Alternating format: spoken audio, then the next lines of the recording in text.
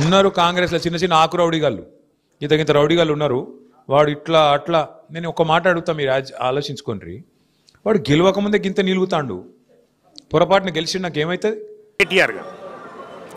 కేటీఆర్ గారు ఎంత చిల్లరగాడంటే, ఎంత చిల్లరగా మాట్లాడుతుందంటే, సోషల్ మీడియా ఎంత నీచంగా దిగజారిపోయిందంటే, బీఆర్ఎస్ సోషల్ మీడియా పూర్తిగా బద్మాషి సోషల్ మీడియాగా తయారైపోయింది.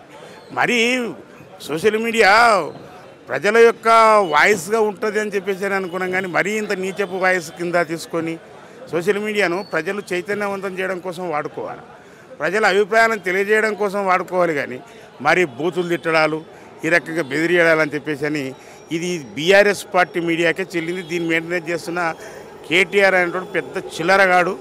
మొత్తం చిల్లర బతుకులు, చిల్లర బుద్ధి అనేది మానుకోలేకపోయాడు. నిజంగా ఉందాతనం అనేది లేకుండా పోయింది కేటీఆర్తోన.